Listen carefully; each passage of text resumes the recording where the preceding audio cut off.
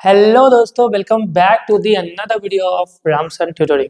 सो दोस्तों, आज की इस क्लास में हम लोग फाइनली ये समझने जा रहे हैं कि फाइनल अकाउंट्स का ट्रीटमेंट कैसे कैसे होने वाला है। मतलब फाइनल अकाउंट हमेशा ही सभी लोगों को दिक्कतें देते रहता है। तो फाइनल अकाउंट्स में जो आइटम्स होते हैं ना, और साथ ही साथ एडजस्टमेंट, तो उसी के बारे में ये वीडियो होने वाला है। और ये एग्जाम से पहले जरूर देखे जाना, जिससे कि आप लोगों का फाइनल अकाउंट्स में एक भी डाउट नहीं रहेगा। सो बिना किसी देरी के आज के धमाकेदार सेशन में स्टार्ट करता हूँ।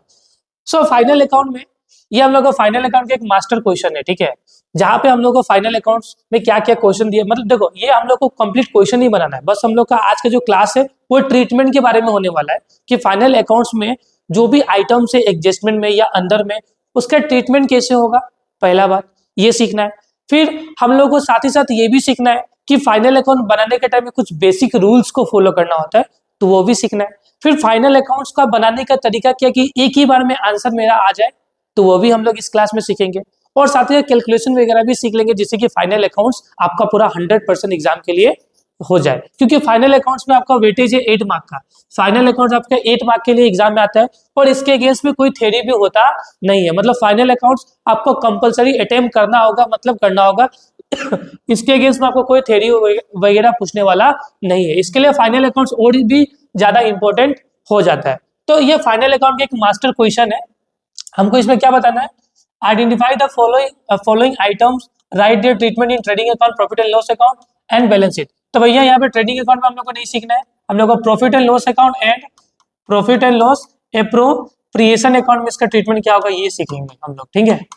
तो भैया सिंपल सा बात है कि मास्टर क्वेश्चन जो हम लोग का ये है, इसमें हम लोग ये जो भी आइटम्स वगैरह अंदर में, ये ट्रायल बैलेंस है, ये क्या है भाई, ये ट्रायल बैलेंस है, ठीक है।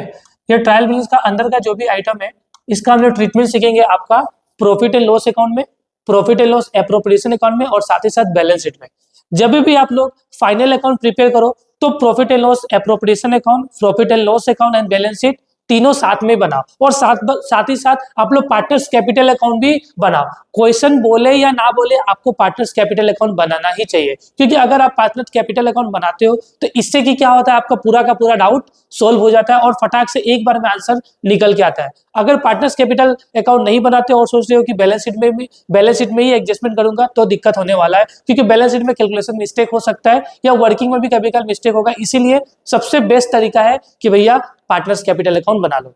तो कुछ कुछ बेसिक रूल्स जो हमको फॉलो करना होगा, आपका balance sheet, profit and loss appropriation account बनाने से पहले वो देखो। सबसे पहले ये मान लो आपका लिखना होगा यहाँ पे, पहले तो आपका जो भी क्वेश्चन एग्जाम में आएगा उसमें किसी आदमी का नाम या कंपनी का नाम दिया होगा, तो आपको लिखना होगा इन दी बुक्स ऑफ, मान लो कि मेरे केस में कोई कंपनी का नाम नहीं है, तो हम एक्स लिमिटेड लिख कर रखता है, ठीक है, एक्स लिमिटेड। तो आपको भी कंपनी का नाम लिखना होगा। इससे क्या होगा, इसमें भी मार्क्स मिलता है 1 मार्क्स, ठीक है। तो फॉर्मेटिंग में भी मार्क्स है, इसलिए मार्क्स फॉर्मेट को भी बढ़िया से बनाना है, ठीक है।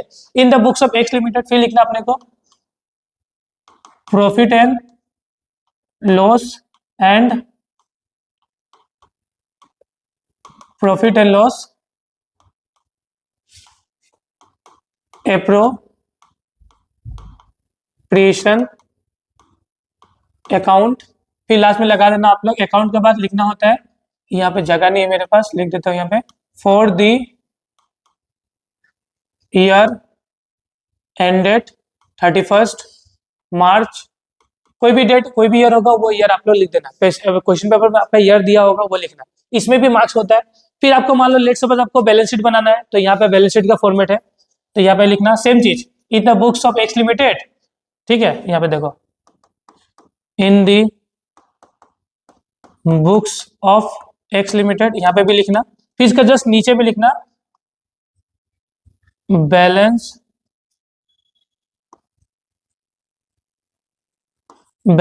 शीट एज ऑन 31 मार्च, और जो भी ईयर होगा यहाँ पे ईयर मेंशन कर देना। ये तो इंपॉर्टेंट चीज है, ठीक है। हम लोग को बनाने के टाइम में ये याद रखना होगा, बेसिक रूल है, ये जो याद रखना ही पड़ेगा। फिर यहाँ मान लो ये पार्टनर्स कैपिटल अकाउंट, तो पार्टनर्स कैपिटल अकाउंट लिख देना, ठीक है। पार्टनर्स कैपिटल अकाउंट लिख दिया आपने। तो ये बेसिक कुछ रूल है जो आपको फॉलो करना होगा जब आप फॉर्मेट बना रहे हो, तो क्योंकि फॉर्मेट में भी मार्क्स मिलता है एग्जाम में, इसलिए फॉर्मेट बहुत ही ज्यादा इंपॉर्टेंट है भैया आप लोगों के लिए। तो ये बेसिक रूल क्या है, इन द बुक्स ऑफ लिखना है, फिर profit and loss appropriation account for the year ended 31 March जो भी है लिखना, फिर in the books of X limited balance sheet as on 31 March कुछ भी लिखना, उसके बाद पार्टनर्स कैपिटल अकाउंट बनाना होगा, उसके बाद फॉर्मेटिंग का नाम करना होगा, जैसे कि फॉर्मेट का नाम क्या होगा भाई, पर्टिकुलर अमाउंट, उसके बाद यहाँ में होगा लाइबिलिटीज अमाउंट, एसेट्स अमाउंट, फिर यहाँ पे पार्टनर्स कैपिटल का भी सेम, यहाँ पे क्या होगा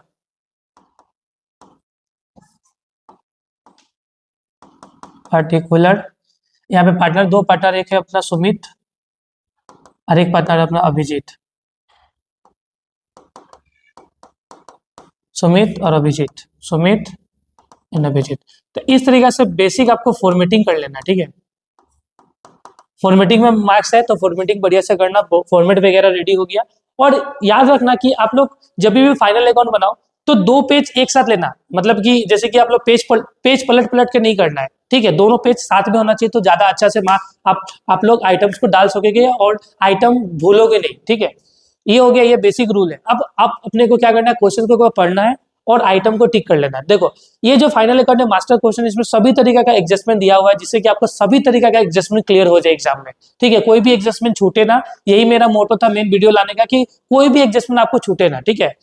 तो देखो फाइनल अकाउंट में बेसिक मुद्दा ये होता है कि जो ट्रायल बैलेंस में जो भी इंफॉर्मेशन दिया रहता है उसका ट्रीटमेंट एक बार किया जाता है, ट्रायल बैलेंस के अंदर में जो भी इंफॉर्मेशन है उसका ट्रीटमेंट एक बार होता है, और जो भी एडजस्टमेंट में होता है उसका ट्रीटमेंट 2 बार होता है। इसे आपको पूरा अच्छा से याद रखना है।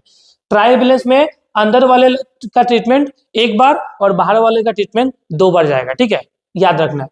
उसके बाद जो चीज डेबिट में होता है, डेबिट वाला चीज या तो एक्सपेंस बनेगा, डेबिट वाला चीज या तो एक्सपेंस होगा या तो ये प्रॉफिट एंड लॉस अकाउंट में जाएगा, ठीक है, और या तो ये जाएगा आपका किस में, या तो जाएगा फिर एसेट में। मतलब क्या सर कि डेबिट वाला जो भी आइटम है या तो वो खर्चा बनता है या तो वो एसेट बनता है, ये कभी भी इनकम और लायबिलिटी बनता नहीं है। ये बात बेसिक याद रखना। कभी भी जब फाइनल अकाउंट बना रहे हो आप तो दिमाग में रखो कि भैया सर तो सिखाए थे कि डेबिट वाला चीज तो या तो खर्चा बनेगा तो एसेट, तो इससे क्या होगा, कभी भी डेबिट वाला चीज इनकम में या तो लायबिलिटी में कभी भी नहीं जाएगा, ये आपको बहुत बचा के देगा, ठीक है। उसके बाद क्रेडिट वाला चीज, क्या सुना आपने, क्रेडिट वाला चीज या तो आपका इनकम बनेगा या तो आपका लायबिलिटी बनता है, ये भी मुद्दा का बात है, याद रखना है, ठीक है। ठीक है, तो ट्रायल बैलेंस में जो आपका डेबिट वाला चीज या तो एक्सपेंस बनेगा या तो एसेट बनेगा, और क्रेडिट वाला चीज या तो इनकम बनेगा या तो लायबिलिटी बनेगा। क्रेडिट वाला चीज कभी भी एसेट में नहीं जाएगा, क्रेडिट वाला चीज कभी भी एक्सपेंस साइड में या आपके एसेट साइड में नहीं जाएगा, ठीक है। तो ये हमेशा लायबिलिटी और इनकम बनने वाला है। तो ये बेसिक बात है ट्रायल बैलेंस का, ये भी आपको याद रखना है, ठीक है। उसके बाद अब आइटम अंदर का ट्रीटमेंट एक बार और बाहर का ट्रीटमेंट 2 बार हमेशा ध्यान में रखना है कि अंदर वाला तो सर सिखाते एक बार ही करना है और बाहर वाला 2 बार करना अपने को, ठीक है।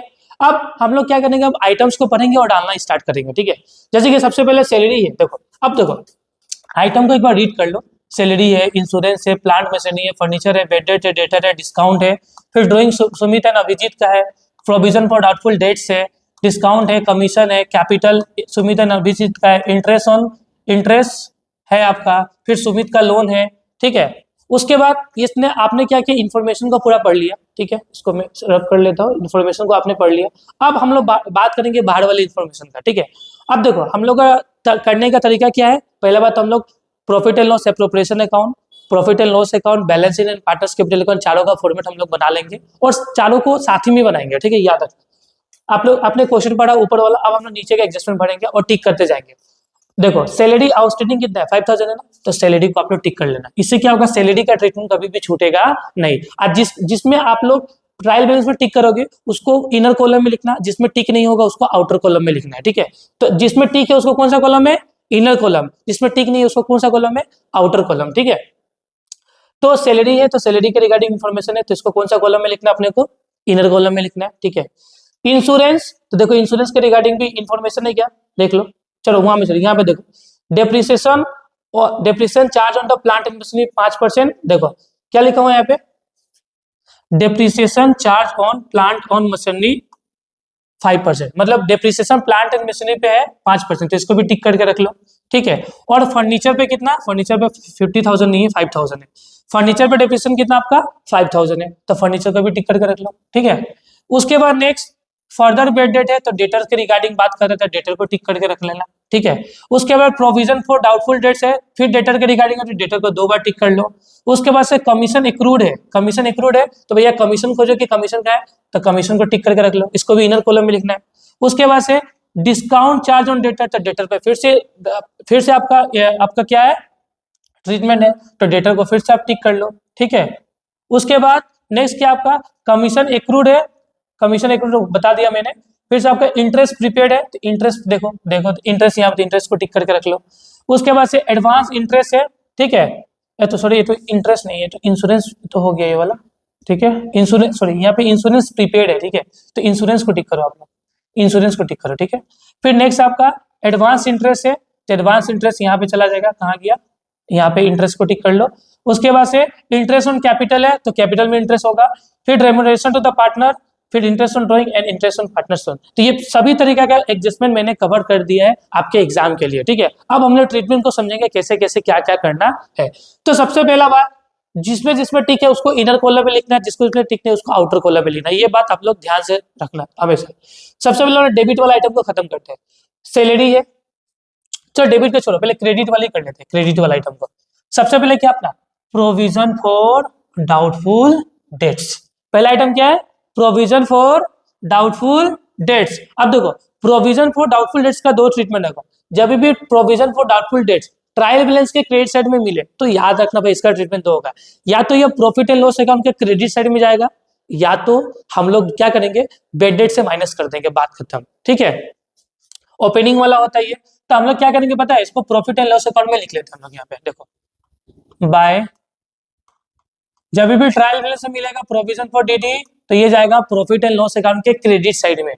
प्रोविजन फॉर, मैं शॉर्टकट लिख देता हूँ लेकिन आप लोग शॉर्टकट मत लिखना, प्रोविजन फॉर डाउटफुल डेट्स मैंने लिखा DD, provision by provision for doubtful debts, provision for doubtful debts कितना अपना 1000 हो गया, खत्म पहला ट्रीटमेंट, ठीक है। तो प्रोविजन फॉर डाउटफुल डेट्स हुआ। फिर उसके बाद डिस्काउंट, क्या डिस्काउंट में कोई टिक वगैरह था, डिस्काउंट में कोई टिक नहीं था, डिस्काउंट खर्चा तो पीएल के डेबिट में आएगा, तो डिस्काउंट कितना है भाई 3000। उसके बाद नेक्स्ट क्या आपका कमीशन, देखो कमीशन में टिक है या नहीं है, और सॉरी यहाँ पे ये ट्रायल बैलेंस के क्रेडिट में तो डिस्काउंट इनकम कहलाएगा, एक्सपेंस नहीं। अगर देखो डिस्काउंट ट्रायल बैलेंस के डेबिट में होगा तो खर्चा, अगर ट्रायल बैलेंस के क्रेडिट में अगर डिस्काउंट होगा तो इनकम कंसीडर किया जाता है, तो डिस्काउंट भी इनकम है, तो बाय। होता है डिस्काउंट रिसीव्ड, क्या था भाई डिस्काउंट रिसीव्ड, तो डिस्काउंट कितना है आपका 3000 का हो गया।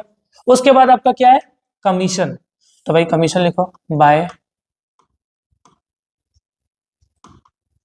कमीशन, बट कमीशन में टिक है तो इसको इनर कॉलम में लिखना, 2000 रुपीज इनर कॉलम में लिखना, ठीक है। जिसमें टिक नहीं है उसको आउटर में, जिसमें टिक है उसको इनर कॉलम में। उसके बाद से कैपिटल अभिजीत एंड सुमित का है, तो यहाँ पे कैपिटल अकाउंट हम लोगों ने बनाया, तो बाय बैलेंस बीडी, कितना कितना हम लोगों का भाई बाय बैलेंस बीडी कितना कितना है, इसका 1 लाख है, इसका भी कितना है 1 लाख है, 1 लाख दोनों कैपिटल हो गया। फिर नेक्स्ट है भाई इंटरेस्ट, इंटरेस्ट में भी टिक है आपका, ठीक है, तो इंटरेस्ट में टिक करके रखो यहाँ पे बाय इंटरेस्ट, एक लाइन छोड़ देना, जब भी जिसमें भी इनर कॉलम में लिखो तो एक लाइन छोड़ना एडजस्टमेंट के लिए, बाय इंटरेस्ट कितना अपना इंटरेस्ट है 5000। उसके बाद सुमित का लोन है, तो सुमित का लोन देखो, सुमित का लोन यहाँ पे, सुमित के लोन के रिगार्डिंग ये कुछ इन्फॉर्मेशन भी बोला हुआ ना, इंटरेस्ट ऑन पार्टनर्स लोन दिया हुआ ना, इंटरेस्ट ऑन पार्टनर्स लोन, इसके रिगार्डिंग इन्फॉर्मेशन है, तो भैया लोन हम लोग का जाता है बैलेंस शीट में, कहाँ पे जाता है बैलेंस शीट में, तो सुमित लोन, इसको भी इनर कॉलम में लिखना है क्योंकि इसके रिगार्डिंग कुछ काम करना हम लोग का। सुमित लोन, सुमित लोन कितना हो गया आपका 10,000 हो गया। ये हो गया आपका पहला क्रेडिट वाला सब आइटम हो गया, कुछ भी आइटम छूटा, कोई भी आइटम छूटा नहीं। अब हम लोग डेबिट वाला आइटम में चलेंगे, ठीक है। डेबिट वाला में सॉरी इसमें इंटरेस्ट था टिक और डेटर में था। सैलरी कितना है खर्चा होता है, सैलरी को डेबिट में लिखेंगे पीएल का, तो टू सैलरी, और सैलरी में टी के इसलिए इसको इनर कॉलम में लिखना अपने को। सैलरी कितना है 10,000,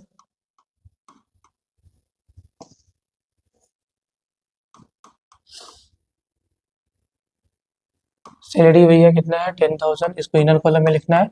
और सैलरी के रिगार्डिंग इन्फॉर्मेशन इसलिए एक इसको इनर कॉलम में हम लोगों ने लिखा। फिर इंश्योरेंस के रिगार्डिंग भी इन्फॉर्मेशन इसको भी इनर कॉलम में लिखो, तो इंश्योरेंस, इंश्योरेंस कितना अपना 20,000 रुपया। उसके बाद से प्लांट एंड मशीनरी में भी ठीक है, तो वो एसेट में जाता है, यहाँ पे होगा प्लांट एंड मशीनरी। तो भैया प्लांट एंड मशीनरी आपका है 1 लाख, तो यहाँ पे इनर कॉलम में 1 लाख आ गया। उसके बाद नेक्स्ट आपका फर्नीचर भी एसेट है, तो फर्नीचर भी इनर कॉलम में जाएगा क्योंकि उसमें भी टिक है फर्नीचर। फर्नीचर कितना भाई, फर्नीचर है आपका 50,000, ओके। उसके बाद नेक्स्ट हम लोग का बेड डेट, डूब गया पैसा, क्या हो गया डूब गया। तब बेड डेट के लिए देखो, बेड डेट यहाँ में ना था, फर्दर बेड डेट कहीं पे दिया था ना इन्फॉर्मेशन, कहाँ गया फर्दर बेड डेट, तो बेड डेट को भी इनर कॉलम में लेना, इसके साथ ट्रीटमेंट करना होगा अपने को, लेकिन प्रॉफिट एंड लॉस अकाउंट में। टू बेड डेट कितना अपना, ये भी खर्चा ही होता है, पीएल के डेबिट में जाता है। बेड डेट है आपका कितना 10,000 है, यहाँ में 10,000 बेड डेट है, बेड डेट यहाँ पे 10,000 है, ठीक है, यहाँ पे 4 जीरो है, ठीक है 10,000 हो गया। फिर उसके बाद डेटर आपका 1,05,000 है, ठीक है, तो डेटर हम लोग का एसेट में जाएगा, डेटर यहाँ पे आ गया 1,05,000 डेटर हो गया। उसके बाद नेक्स्ट क्या आपका डिस्काउंट, देखो डिस्काउंट डेबिट में भी मिला है नहीं मिला, जब भी डिस्काउंट डेबिट में मिलता है वो खर्चा कंसीडर किया जाता है, तो टू डिस्काउंट, डिस्काउंट कितना हो गया भाई 5,000, ओके, डिस्काउंट 5,000 हो गया। उसके बाद ड्राइंग है किसका, सुमित का एंड अभिजीत का, सुमित का एंड अभिजीत का ड्राइंग है, तो ड्राइंग हमेशा पार्टनर्स कैपिटल अकाउंट के डेबिट साइड में जाता है, ठीक है, तो to drawing partners capital account का डेबिट साइड में हमेशा याद रखना, जाने वाला है ड्राइंग, कितना जाने वाला है भाई, 1 का 20 1 का 10 है, 1 का 20 है 1 का 10 है। इस तरीके से हम लोग का ट्रायल बैलेंस का एक भी इंफॉर्मेशन छूटता नहीं है। अगर आप सेम मेरे तरीका फॉलो करने वाले हो तो इस तरीके से आपका ट्रायल बैलेंस का एक भी इंफॉर्मेशन छूटेगा नहीं। अगर आपका मान लीजिए कि क्वेश्चन कंप्लीट नहीं भी होता तो कुछ ना कुछ मार्क्स आपको मिल जाएगा, ठीक है, तो इस तरीके से फॉलो करना मेरा तरीका, जिससे कि आपका ट्रायल बैलेंस की इंफॉर्मेशन छूटे ना। अब हम लोग करेंगे एडजस्टमेंट के रिगार्डिंग बात। देखो हम लोग कंप्लीट क्वेश्चन पूरा मैं टोटल नहीं करने वाला हूँ, यहाँ पे बस मेरा मुद्दा है समझाना, तो मैं समझा के जाऊंगा आपको, ठीक है। तो सबसे पहले सैलरी आउटस्टैंडिंग कितना आपका 5,000, सैलरी कितना है आउटस्टैंडिंग 5,000, तो आउटस्टैंडिंग का मतलब सैलरी दिया नहीं, सैलरी देना बाकी है, तो हम लोग को सैलरी देना है मतलब क्या, मेरा खर्चा है और साथ ही साथ मेरा लाइबिलिटीज है। तो बाहर की इन्फॉर्मेशन मैंने समझाया कितना बार होगा 2 बार। तो इसका देखो इसका बेसिकली जर्नल एंट्री क्या होना चाहिए, इसका जर्नल एंट्री होना चाहिए salary account DR to salary account DR to salary outstanding. देखो जैसे कि मान लो कि मिस्टर एक्स है, तो मान लो एक्स को मैंने अपने दुकान में रखा, ठीक है, और एक्स को मैंने इस महीने का सैलरी नहीं दिया, बोला भाई इस महीना बिजनेस उतना अच्छा नहीं गया, मैं तुमको नेक्स्ट महीना में दे दूंगा। लेकिन एक्स ने मेरे लिए काम किया, मेरा खर्चा है, यस मेरा खर्चा है, तो खर्चा को तो दिखाना होगा, आइदर मैं उसका पेमेंट करूँ या ना करूँ, एक्रूअल कौन से बोलता है, तो एक्स को पेमेंट करूँ या ना करूँ मुझे दिखाना है। तो एक्स खर्चा है तो इसलिए सैलरी अकाउंट सैलरी को खर्चा बोल के दिखाना होगा, और फिर सैलरी आउटस्टैंडिंग मतलब अभी नहीं देना, फ्यूचर में तो देना होगा, मतलब लाइबिलिटीज भी क्या होगा बढ़ेगा। एक तो खर्चा बढ़ रहा है, एक लाइबिलिटीज बढ़ रहा है, तो खर्चा में जाकर सैलरी में प्लस करना होगा टू सैलरी। ओएस में शॉर्टकट लिख देता हूँ, लेकिन आप लोग शॉर्टकट मत लिखना, पूरा मार्क्स बढ़िया से लिखना। तो सैलरी आउटस्टैंडिंग भैया कितना है 5,000 यहाँ पे है, और सैलरी आउटस्टैंडिंग लाइबिलिटीज बनता है, क्या बनता है भाई, तो सैलरी आउटस्टैंडिंग भैया बन गया लाइबिलिटी, सैलरी आउटस्टैंडिंग हो गया 5,000। तो बाहर की इन्फॉर्मेशन 2 बार ट्रीटमेंट करना है, तो बाहर की इन्फॉर्मेशन मैंने 2 बार ट्रीट कर दिया, ठीक है। अब नेक्स्ट आपका डेप्रिसिएशन ऑन मशीनरी 5% है, फर्नीचर का ऑलरेडी डेप्रिसिएशन निकाल के रखा हुआ है 5,000, तो भैया सबसे प्लांट एंड मशीन में डेप्रिसिएशन होता है, माइनस होगा डेप्रिसिएशन, कितना डेप्रिसिएशन 1 लाख का प्लांट एंड मशीन था, उस पर कितना परसेंट बोला है हम लोगों का 5%, तो प्लांट एंड मशीन पे डिप्रिसिएशन है भाई 5%, तो 5% निकालेंगे हम लोग यहाँ पे कैलकुलेशन इस तरीके से करके दिखाना भी होगा, यहाँ पे भी मार्क्स है। तो 1 लाख का 5% होता है भाई 5000। और यहाँ पे अब हम लोग जाएंगे प्रॉफिट एंड लॉस अकाउंट, कहाँ है यहाँ पे, तो यहाँ पे हेडिंग डाल देते हैं हम लोग, सबसे बढ़िया रहेगा हम लोग का टू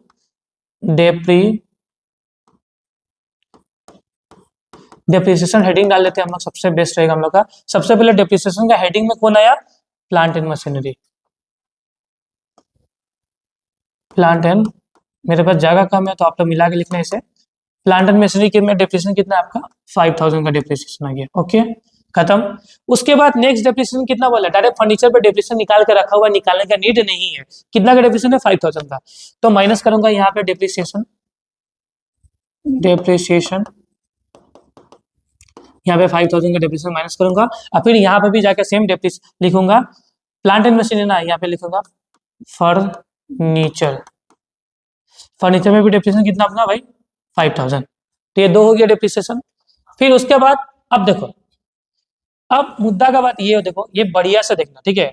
यहाँ पे सब लोगों को बहुत ही ज्यादा दिक्कत होता है। देखो हम लोग के इन्फॉर्मेशन में एक इन्फॉर्मेशन है आपका फर्दर बेड डेट का, किसका इन्फॉर्मेशन है, फर्दर बेड डेट का।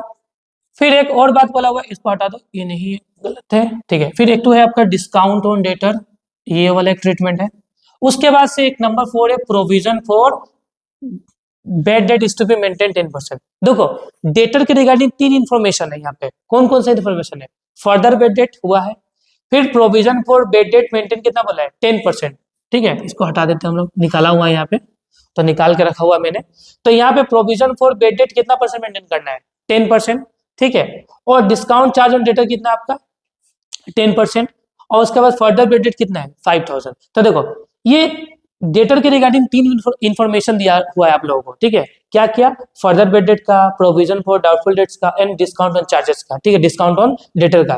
तो ये तीनों इन्फॉर्मेशन देके रखा हुआ है। लेकिन देखो यहाँ पे सीक्वेंस कोई भी हो, सबसे पहले ट्रीटमेंट किया जाता है फर्दर बेड डेट का 1 नंबर ट्रीटमेंट, दूसरा बात हम लोग प्रोविजन का ट्रीटमेंट करेंगे, और थर्ड वाला में क्या क्या ट्रीटमेंट करेंगे, डिस्काउंट का, ठीक है। तो हालांकि आपके एग्जाम में तीनों साथ में पूछने वाला तो नहीं है, या तो आपका फर्दर बेड दे देगा, या तो आपका प्रोविजन दे देगा, तीनों पूछने वाला नहीं है, ठीक है। तो वही मैं सिखाने वाला हूँ कि तीनों, अगर तीनों दे दिया भी तो कैसे करना है, और नहीं भी है तो कैसे करना है। तो सिंपल सवाल देखो, अगर मान लो सिर्फ फर्दर बेड डेट, मान लो कि अभी तीनों देके रखा हुआ है, तो इसका सबसे पहले हम लोग का further bed date 1 number treatment करना होगा, दूसरा आपका प्रोविजन का करना होगा, तीसरा किसका करना होगा, डेटर का, ठीक है। तो करेंगे हम लोग। तो भैया डेटर काम लगा, देखो यहाँ डेटर सबसे पहले माइनस होगा यहाँ पे further bed date, further bed date, further bed date कितना अपना 5000 रुपया है, ठीक है, यहाँ में जाएगा, और साथ ही साथ यहाँ में प्लस हो जाएगा फर्दर बेड डेट कितना 5000 रुपया, पहला ट्रीटमेंट हो गया, फर्दर बेड डेट का ट्रीटमेंट डन, ठीक है। उसके बाद नेक्स्ट ट्रीटमेंट आपका प्रोविजन फॉर बेड डेट, कितना प्रोविजन बनाना है, 10% का प्रोविजन अपने को बनाना है, तो प्रोविजन का ट्रीटमेंट करेंगे। तो यहाँ में देखो सबसे पहले आपको प्रोविजन का ट्रीटमेंट कैसे करना है ये समझना बहुत जरूरी है। 1,05,000 का डेटर है, 5000 फर्दर बेड डेट माइनस करो, कितना बचेगा डेटर, 1 लाख का डेटर बचेगा आपके पास, ठीक है। देखो मैं डेटर का ट्रीटमेंट यहाँ पे सिखाता हूँ, ठीक है। यहाँ पे जगह मेरे पास कम है, यहाँ पे देखो मान लो कि हम लोग का डेटर कितना है भाई, हम लोग का डेटर कितना है, हम लोग का डेटर है 1,05,000 क्वेश्चन के हिसाब से। फिर माइनस हम लोगों ने क्या किया, फर्दर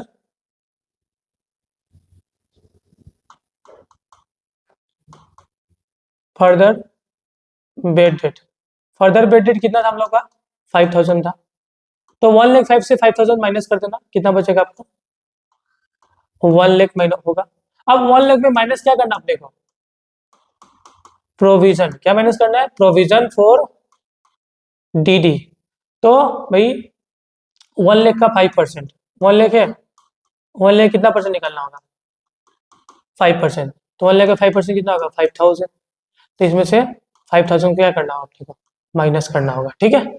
तो यहाँ पे भी मैं सेम दिखा देता हूँ, माइनस प्रोविजन 5,000 होगा, ठीक है। यहाँ पे हम लोग कर लेंगे, यहाँ पे भी प्रोविजन हो गया, प्रोविजन कितना निकला 5,000। अब ये जो प्रोविजन आपने निकाला ये पीएल में डालना होगा, तो प्लस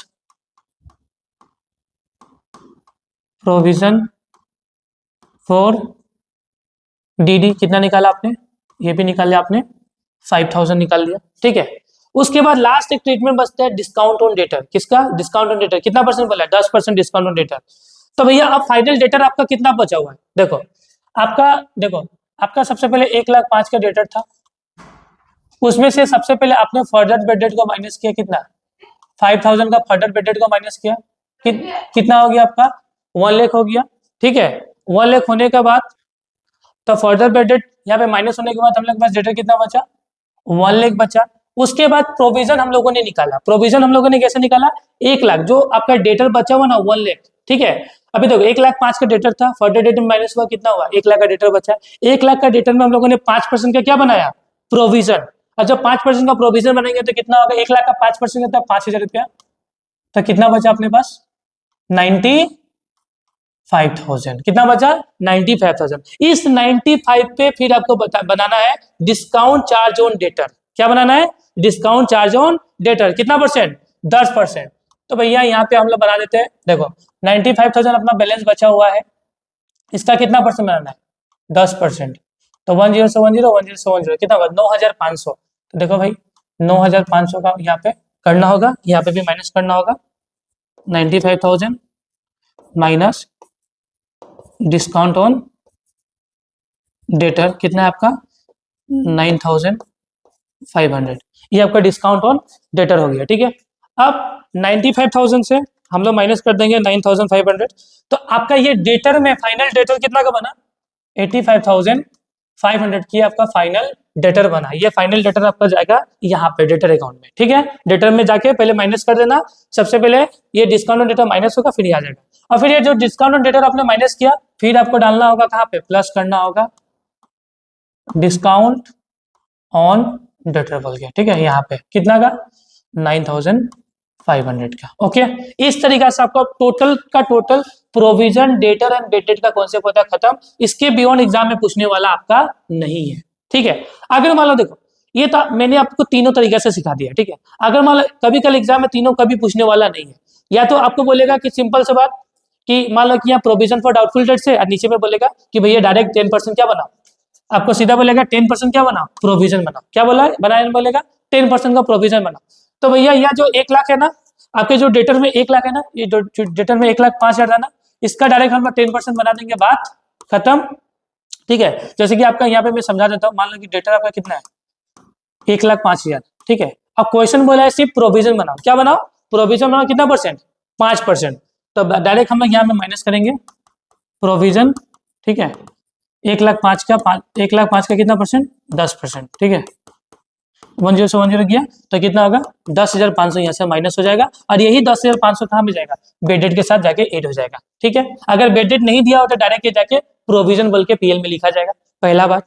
अगर मान लो सिर्फ फर्दर बेडेड दिया है, क्या दिया है? Further bedded. तो फर्दर बेडेड का ट्रीटमेंट क्या होगा भाई? डेटर आपका कितना है? डेटर आपका कितना है? डेटर आपका 1,05,000 है। इससे माइनस कर देंगे हम लोग F D further bed F further bed date minus करने कितना? 5,000। तो कितना हो गया? 1 लाख का डेटर हो गया। अब ये 5,000 आपका कहाँ पे चला जाएगा? एक तो बात डेटर के साथ बैलेंस शीट में माइनस हो जाएगा, और एक कहाँ जाएगा आपका? बेड डेट के साथ 5,000 आके फर्दर बेड डेट 8 हो जाएगा। अगर मान लो कि बेड डेट नहीं दिया हो तो डायरेक्ट बेड डेट को बाहर में लिख देना, बात खत्म, ठीक है। अगर डिस्काउंट और डेटर दिया हुआ है तो उसको भी हम लोग सेपरेट ट्रीटमेंट नहीं कर सकते। जैसे कि मान लो आपका डेटर कितना है? यहाँ पे डेटर है मान लो 1,05,000 है, ठीक है। माइनस कर देंगे डिस्काउंट ऑन डेटर, ठीक है। डिस्काउंट ऑन डेटर कितना आपका? डिस्काउंट ऑन डेटर भी आई गेस 10% ही है, तो 10% है, तो 10% डिस्काउंट ऑन डेटर हो जाएगा। तो ये हमें 10,500। तो ये 10,500 आपका पीएल का डेबिट में जाएगा और डेटर से माइनस होगा, बात खत्म। जैसे कि पहले क्वेश्चन हम लोग ट्रीटमेंट करते थे, तो सेम इस तरीके से करोगे तो आप लोग का बन जाएगा, कोई दिक्कत नहीं है।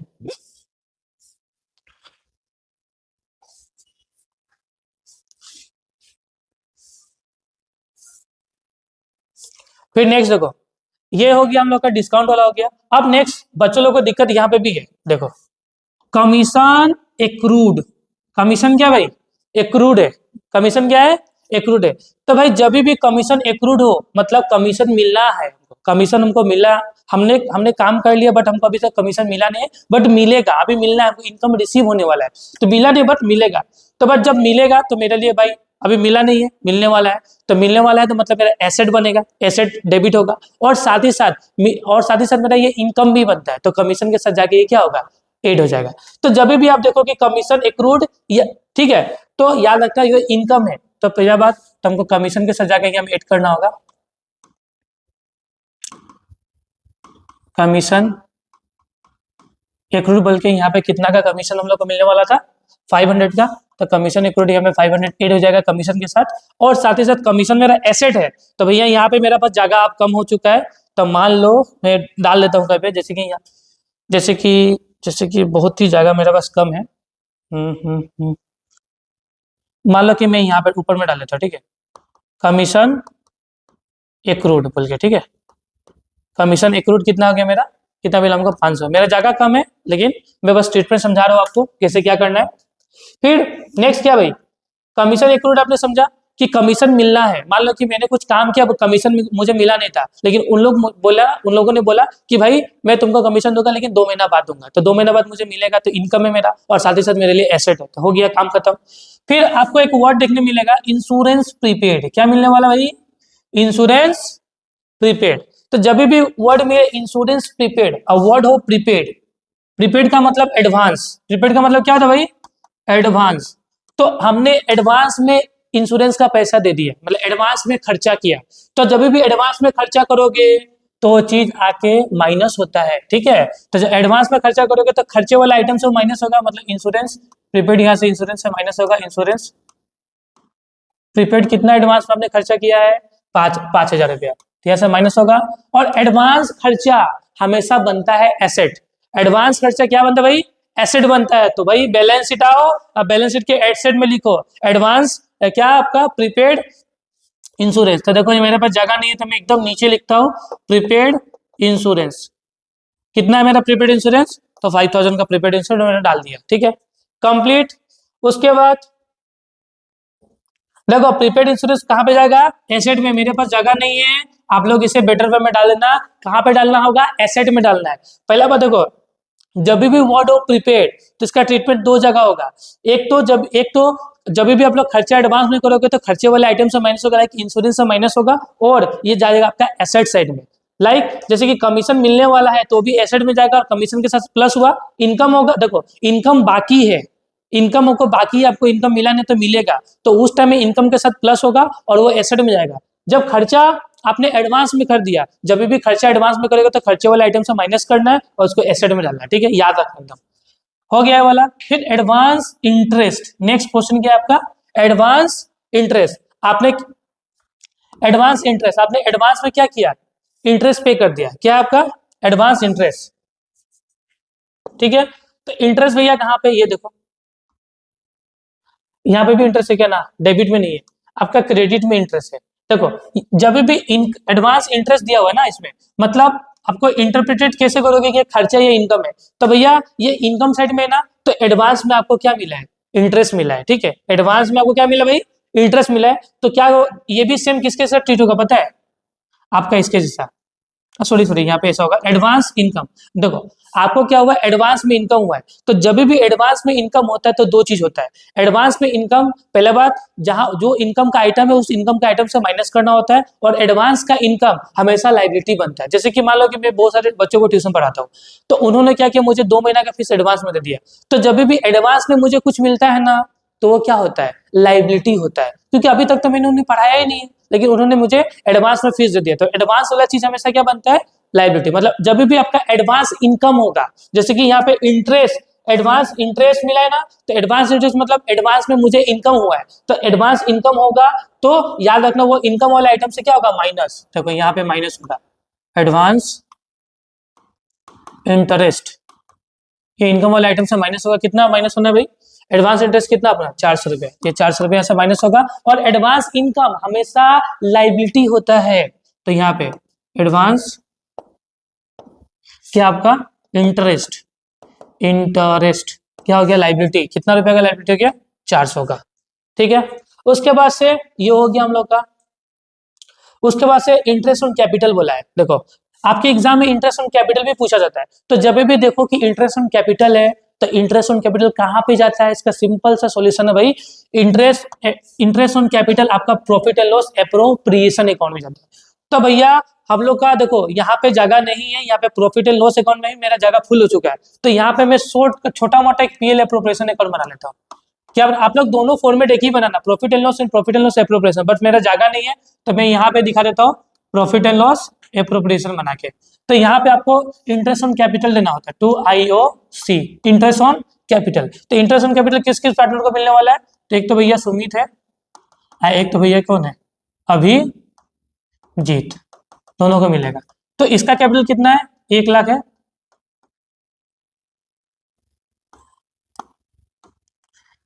IOC, एक तो भैया सुमित है और एक कौन है, अभिजीत है, ठीक है। तो सुमित का कैपिटल 1 लाख है, इसका भी कैपिटल कितना है? 1 लाख है, ठीक है। अभिजीत और सुमित दोनों का कैपिटल 1 लाख है, और कैपिटल पे इंटरेस्ट कितना वाला? 10%। तो भैया 10/100, और क्या आपका 10/100, ठीक है। तो यहाँ पे 10/100 होगा तो कितना होगा? इसका 10,000 होगा, इसका भी कितना होगा? 10,000 होगा, ठीक है। ये जाएगा आपका पीएल एप्रोप्रिएशन अकाउंट में, कहा जाएगा प्रॉफिट एंड लॉस एप्रोप्रिएशन में, ठीक है। फिर नेक्स्ट रेम्यूनरेशन टू, देखो सिर्फ पीएल में नहीं जाता है, पहला बात IOC 1 मिला ना, तो इसको आप लोग पार्टनर्स को मिल रहा, तो ये कहाँ जाएगा? पार्टनर्स कैपिटल अकाउंट में by IOC, interest on capital. Partners को मिल रहा है कितना? 10,000 एंड 10,000। मैंने पहले भी बताया कि बाहर की इन्फॉर्मेशन 2 बार ट्रीट होता है, तो एक बार तो भैया यहाँ पे अपने प्रॉफिट एंड लॉस एप्रोप्रिएशन में दिखा दिया, और एक बार आपको दिखाना होगा पार्टनर्स कैपिटल अकाउंट में। क्या किस अकाउंट में? पार्टनर्स कैपिटल अकाउंट में। उसके बाद रेम्यूनरेशन टू द पार्टनर, देखो कोई भी पार्टनर को सैलरी कमीशन कुछ भी मिल सकता है, तो जब मान लो कि यहाँ में पार्टनर रेम्यूनरेशन कहाँ जाएगा? पहला बात प्रॉफिट एंड लॉस एप्रोप्रिएशन का डेबिट में जाएगा, ठीक है। तो यहाँ पे क्या मिला? पार्टनर्स को रेम्यूनरेशन, तो दोनों को मिला है, ठीक है। तो यहाँ पे लिख देता हूँ पार्टनर्स रेम्यूनरेशन, ऐसे लिख देता हूँ, ठीक है। किसको किसको मिला? सुमित को एंड अभिजीत, दोनों को ही मिला है मान के चलो, ठीक है। सुमित एंड अभिजीत को मिला है कितना कितना मिला है? दोनों को मिला है 10,000 ईच, 10,000 ईच, मतलब सुमित को भी 10,000 का कमीशन मिला है, और आपको अभिजीत को भी 10,000 का कमीशन था। यहाँ पे प्रॉफिट एंड लॉस एप्रोप्रिएशन में कितना होगा? 10,000 सुमित का, 10,000 इसका, और साथ ही साथ पार्टनर्स को मिला, तो यहाँ पे चला जाएगा बाय पार्टनर्स रेम्यूनरेशन। देखो रेम्यूनरेशन में या तो पार्टनर को सैलरी मिलेगा, कमीशन मिलेगा, दोनों चीज मिल सकता है। तो मैं बट हेडिंग डाल देता हूँ कि यहाँ सैलरी भी हो सकता है और कमीशन भी, आप लोग क्वेश्चन के हिसाब से करना। तो इसको यहाँ पे मिला 10,000, यहाँ पे मिला आपका 10,000, ठीक है। उसके बाद नेक्स्ट है आपका क्या? Interest on drawing part. देखो अब इंटरेस्ट ऑन ड्रॉइंग है, ड्रॉइंग पे इंटरेस्ट कितना % बोला है? 10% बोला है। तो ड्रॉइंग पे भी इंटरेस्ट है, तो देखो ड्रॉइंग पे जब भी इंटरेस्ट होगा तो क्या होगा? यहाँ पे लिखना होगा हमको, यहाँ पे निकालना होगा IOD, ठीक है। अब 2 पार्टनर मान लो सुमित है और अभिजीत है, तो सुमित का ड्रॉइंग कितना है भाई? 20,000 है। इसका ड्रॉइंग कितना है आपका? 10,000 है। मान लो यहाँ पे ऐसा नहीं करता हम लोग, परसेंटेज हटा देता हूँ मैं, ठीक है। इंटरेस्ट ऑन ड्रॉइंग मान लो 10,000 ईच है, बात खत्म। 10,000 ईच, 10,000 नहीं, मान लो परसेंटेज नहीं है, परसेंटेज भी हो सकता है, मान लो कि 5,000 ईच, ठीक है। दोनों का 5,000 ईच करके मिला है। तो मान लो यहाँ पे ऐसा कर देता हूँ, तो मान लो यहाँ में सुमित है, यहाँ में अभिजीत है, दोनों का 5,000 का ड्रॉइंग का इंटरेस्ट मिला, यहाँ पे भी इंटरेस्ट, यहाँ पे भी इंटरेस्ट मिला। और ये इंटरेस्ट आपका पार्टनर्स कैपिटल अकाउंट में किस साइड में जाता है? डेबिट साइड में। तो IOD यहाँ पे होगा क्या? 5,000 एंड 5,000, ठीक है। उसके बाद interest on partners loan, partners loan पे इंटरेस्ट। अब देखो भाई पार्टनर लोन दिया था ना, सुमित ने लोन दिया था, हाँ सुमित लोन पे इंटरेस्ट है कितना %? 10%। तो याद रखना पार्टनर्स लोन पे interest profit and loss account में जाता है। कहाँ पे जाता है? प्रॉफिट एंड लॉस अकाउंट में, ठीक है। और देखो यहाँ पे मैं करके बता देता हूँ, देखो माइनस आपका 8 होगा इंटरेस्ट, ठीक है। कैसे? 10,000 पे कितना % है भाई? 10%। तो 10,000 का 10% होगा भाई 100 रुपया। तो 100 रुपया यहाँ पे लोन के साथ ऐड होगा, और 100 रुपया कहाँ जाएगा आपका? यहाँ पे प्रॉफिट एंड लॉस अकाउंट में, to interest on partner loan, कितना 1000 रुपये। इस तरीका से बनाओगे तो आपका सभी आइटम बढ़िया से ट्रीटमेंट हो जाएगा, कुछ भी छूटेगा नहीं। और उसके बाद आपको क्या करना है, पहला बात प्रॉफिट एंड लॉस को क्लोज करना, नेट प्रॉफिट निकालना है, नेट प्रॉफिट को डालना है प्रॉफिट एंड लॉस एप्रोप्रिएशन में, यहाँ से डालना है तो किस किस पार्टनर को कितना मिलेगा वो मिल जाएगा, वो चीज को डालना आपको पार्टनर्स कैपिटल अकाउंट में। अगर प्रॉफिट हुआ तो क्रेडिट में, लॉस हुआ तो डेबिट में। उसके बाद यहाँ पे आपको बैलेंस शीट निकल जाएगा पार्टनर्स कैपिटल का, फिर उस बैलेंस शीट को लेके आपको लाइबिलिटी साइड में डालना होगा, एक सुमित का कैपिटल और अभिजीत का कैपिटल, फिर दोनों साइड को मिला दोगे तो आंसर आपका मैच हो जाएगा। इस तरीके से आपका सभी तरीके का ट्रीटमेंट होता है समाप्त। तो मिलता है हमारे नेक्स्ट वीडियो में, जहाँ पे मैं और इंटरेस्टिंग टॉपिक लेके आने वाला हूँ। ठीक है, तो आज का क्लास करता हूँ फाइनली हमें समाप्त।